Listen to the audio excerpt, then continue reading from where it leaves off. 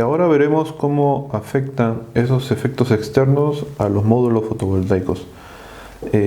Cabe resaltar, como se presenta en la imagen de mi izquierda, presentamos la gráfica IV corriente voltaje estandarizado de un módulo solar fotovoltaico. En este caso, como podemos ver, la corriente tomará su máximo valor en la corriente de circuito abierto cuando la tensión sea cero, y tomará el máximo valor de voltaje cuando este justamente es el voltaje de circuito abierto, obviamente en una corriente igual a cero,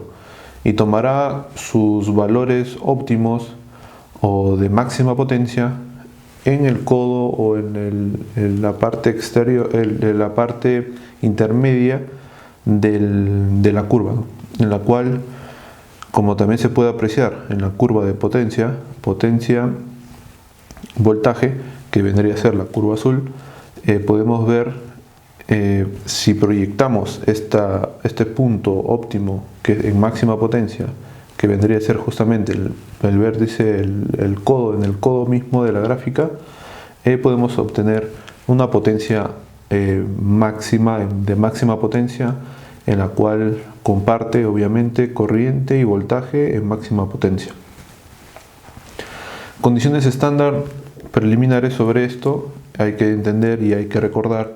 que en todo módulo solar fotovoltaico las condiciones estándar son las siguientes: masa de aire igual a 1.5,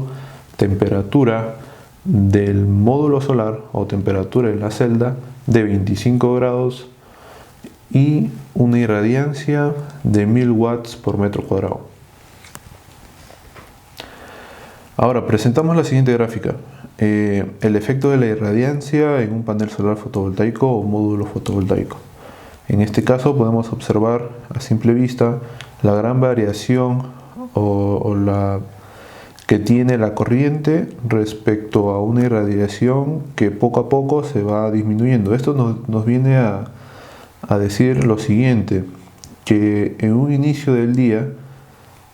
obviamente en donde la irradiación es mínima y va creciendo a lo largo del día, donde toma su valor máximo al mediodía, pues los valores de corriente y voltaje van a estar variando constantemente. En otras palabras, no es una gráfica fija, es una gráfica en la cual va a ir variando respecto a la irradiancia en ese instante.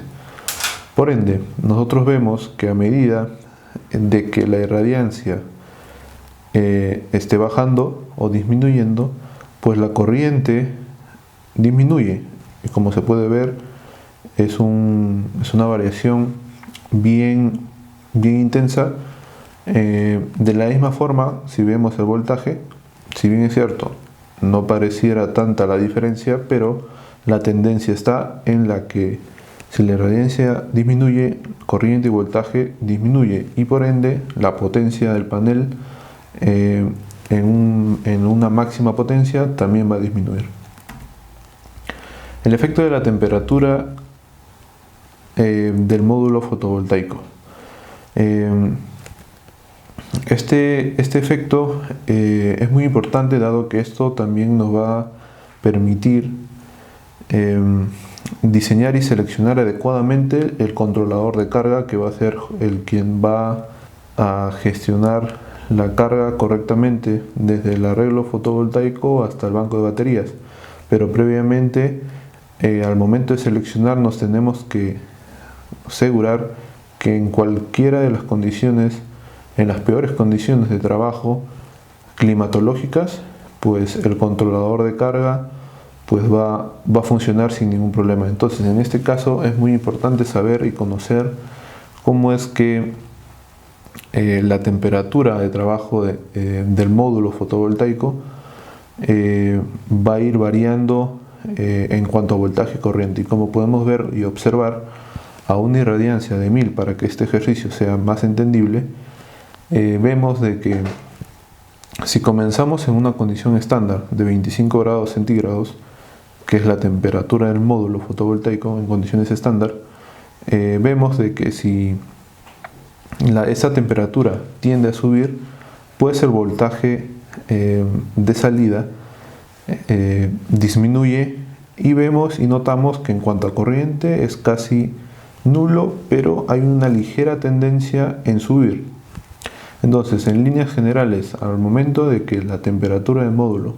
se vaya incrementando, el voltaje va a bajar y la corriente va a tender a subir algo, casi nada, que al final lo podemos considerar como constante, pero que en el total, en cuanto a potencia del panel fotovoltaico, pues también reduzca. Como podemos ver, hay cuatro fórmulas en las cuales este efecto se puede gobernar. Entonces, nos enfocamos primeramente en las tres ecuaciones que se puede observar, en la cual calculamos justamente las tensiones de circuito abierto, la corriente de cortocircuito y la potencia de estos a una temperatura de módulo distinta a las condiciones estándar. También a su vez comentar de que estos a su vez están asociados a ciertos coeficientes de temperatura, ya sea en intensidad, ya sea en tensión y ya sea en potencia. Ahora, estos valores de coeficiente de temperatura, por lo general o por default, siempre lo vamos a conseguir en la ficha técnica del módulo fotovoltaico con que estemos trabajando en su momento. Y por último, una fórmula resaltante es cómo medir la temperatura del módulo,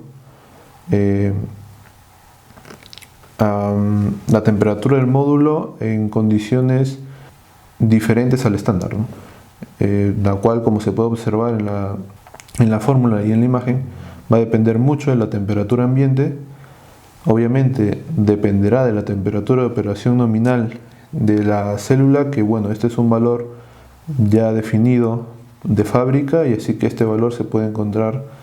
en las fichas técnicas, y a su vez el valor de la irradiancia. A modo de ejercicio y más que todo para poder comprender cómo es que funciona o cómo entender, en cómo tener nociones de algunos parámetros base, se propone lo siguiente, ¿no? En la cual, en primera instancia, en condiciones estándar y asumiendo una temperatura operacional nominal de célula de 45 grados centígrados, nos preguntan en qué temperatura ambiente se encuentra o en qué temperatura ambiente se encuentra ese módulo fotovoltaico en condiciones estándar. Entonces, recordamos de que las condiciones estándar se rigen de tres cosas: masa de aire igual a 1.5, temperatura del módulo fotovoltaico igual a 25 grados centígrados y una irradiancia de 1000 watts por metro cuadrado. Entonces, si con todos estos datos aplicamos la fórmula, vemos de que el panel solar, para que se encuentre en una temperatura de 25 grados, la temperatura de la célula obviamente, esta debe estar en una temperatura ambiente debajo de los 0 grados centígrados, en este caso más específico de menos 6.25 grados centígrados.